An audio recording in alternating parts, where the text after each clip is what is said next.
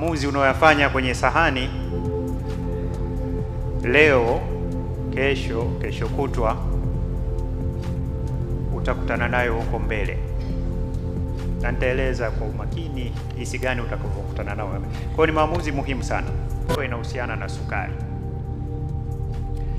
Sasa naomba niwape historia fupi tu ya sukari ili muweze kukumbuka imeanzaje duniani hii sukari. Hii sukari tunaoiona leo sio sukari tulioanza nayo.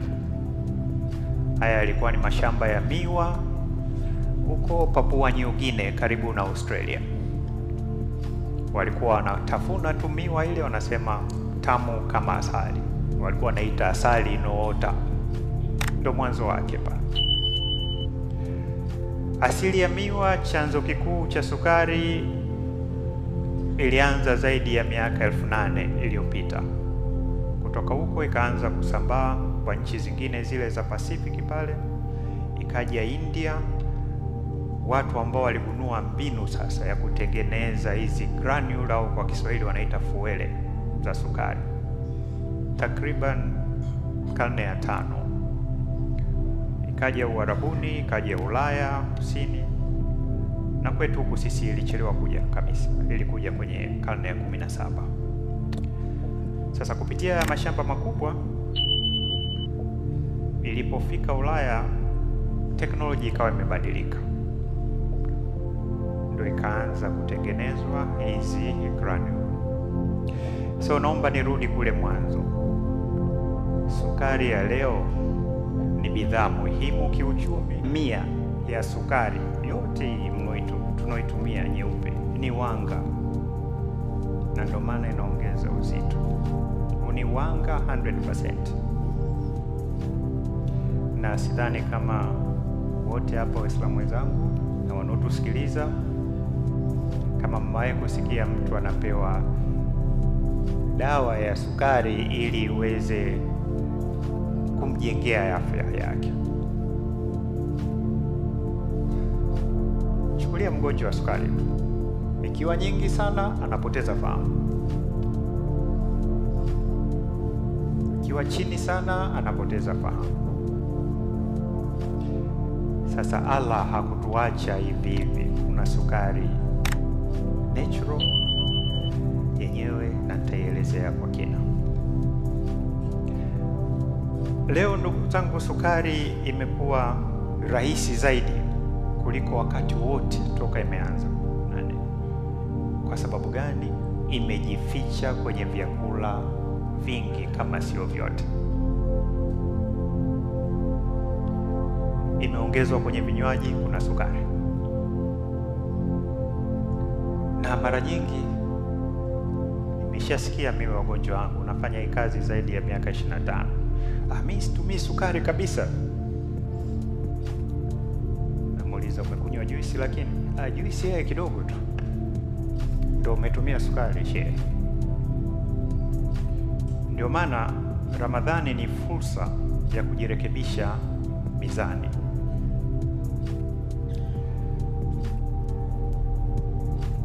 Ramadhani ni shule ya mizani. Ni mwezi wote tunajua Ramadhani sio mwezi wa njaa kama tafsiri zingine watu wanavyofikiria. Ni mwezi wa kujifundisha mizani. Allah anasema, iko kwenye Qur'an na mashehe wako hapo, kula na kunywa, lakini msipite kiasi.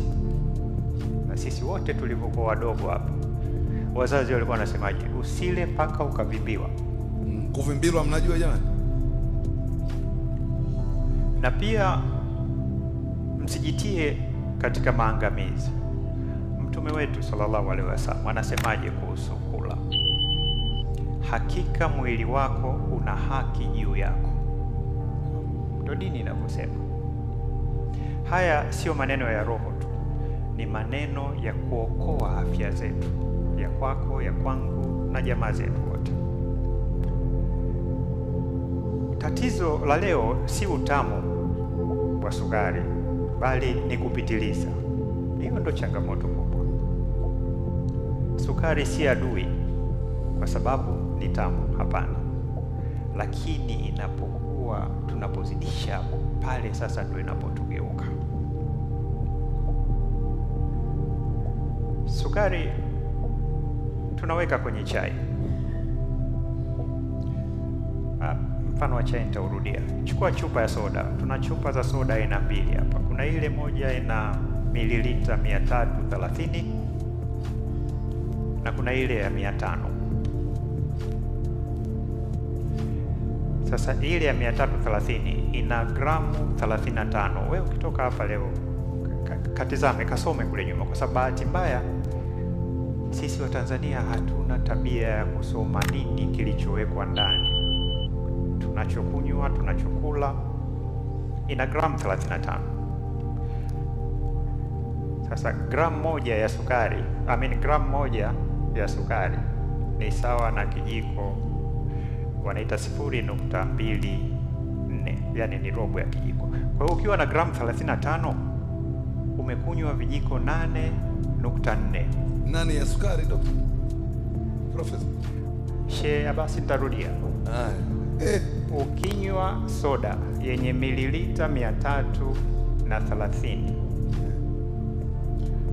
ndani yake kuna sukari vijiko 8.4.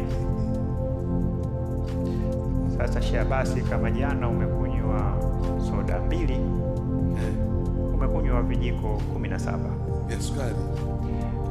Rudi pale mwanzo niliposema sukari ya sasa hivi imefichwa kwenye kila kitu. Na hii bahati mbaya ilianza kwenye miaka ya 80 kwa wale watu wazima. Nakumbuka ile vita kubwa ya vyakula vya mafuta, hatari sana. Usile vyakula vya mafuta. Tukageuza wenzetu wafanya biashara na sisi walaji, tukatoka kwenye mafuta mengi tukaingia kwenye wanga, kwa sababu sukari kama nilivyoeleza mwanzo, sukari ni wanga 100%. Sasa ukinywa ile chupa kubwa, kuna msanii wetu maarufu kabisa yuko kwenye mabango mji mzima huu, tafadhali, ina gramu 53. Gramu 53, wewe piga tu hesabu, ni vijiko 12.5. Niwape hesabu rahisi kabisa. Leo ukitoka hapa, we mwambie fundi wako, naomba nipime kiuno changu. Ndugu zangu Waislamu, ukiona kimezidi 40 kwa kina baba, kimezidi 35 kwa kina mama, jaribu kuanza kufanya kitu. Sio ishara nzuri sana. Mimi nakwambia 9. Ukiona marafiki 10, 9 wana ugonjwa mmoja au mwingine, kama sio wote nyinyi 10 pamoja na wewe unaohesabu.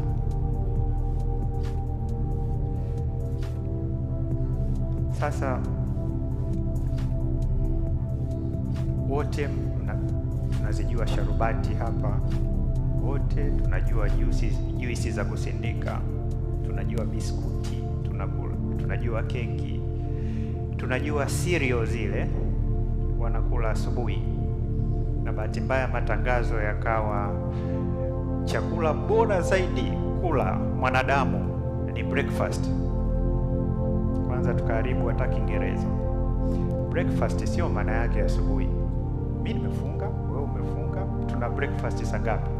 Jua litakapozama. Breaking fast ni kile chakula cha kwanza kinachoingia. Ikageuzwa, ikaambiwa chakula bora kabisa kula cha afya ni breakfast. Lakini hatukusikiliza vizuri tu. Wale wanaotengeneza cereal ndio wenye hilo tangazo, kwa sababu cereal zinaliwa asubuhi, haziliwi mchana. Kwa hiyo atakayekuja kutengeneza mchana atasema chakula bora kabisa ni kile cha mchana. Lakini tusikilize vizuri, asije akawa ndo anatengeneza sembe, kwa sababu ugali unaliwa mchana. Yogurt zetu leo, ukitaka yenye ladha ya zabibu utapata, ukitaka ya vanilla utapata, ukipata. Sasa ile inaongezewa, moja ni sukari, na sababu moja ya kuongezea hivi vitu kwa Kiingereza wanaita shelf life, yani wanapowekea bidhaa kwenye maduka kule. Mimi kuna kipindi nimekulia Dodoma, ulikuwa ukinunua maziwa ya mgogo ukiacha hapo saa moja tu yameganda. Pale mimi naweza kuweka maziwa nikaja mwakani kipindi kama hiki bado yako yamesimama. Unaongeza ile maisha ya ile bidhaa isiharibike. Lakini kwa faida ya nani sasa? Ya mwenye duka au mimi mlaji ambaye naweza kudhurika? Pressure zinapanda kwa sababu wanga mwili wetu hauwezi kutunza, unageuza kuwa mafuta. Mwili hautunzi wanga, unageuza wanga wote unakuwa mafuta, mishipa inakuwa imebana, pressure lazima ipande juu. Magonjwa ya kisukari kwa wale ambao wamekuwa nayo, ili uje upate kisukari. Kisukari viko aina mbili. Kuna kisukari wanaita aina ya kwanza type 1, watu wanazaliwa nacho. Alafu kuna aina ya pili ambao zamani tulikuwa tunaita adult onset, yani inaanza kwenye utu uzima. Sasa mwanzo wa sukari unaanzia kwamba ile homoni isipoanza kufanya kazi, insulin resistance, inachukua miaka 10. Alafu na miaka 5 mingine inaitwa pre-diabetes, kabla hujapata kisukari kamili. Ala nakupa nafasi, jirekebishe tafadhali. Na hapo hauhitaji hata kidonge kimoja. Unatakiwa tu ufuate masharti machache ya chakula na mazoezi, unaweza ukakigeuza. Na ndio maana baadhi unasikia hapa, mimi nilikuwa na kisukari bwana, kimepotea. Alichofanya ni kwamba sio kaongeza dawa, hapana, kafuata masharti ambayo nitayataja hapo mbele.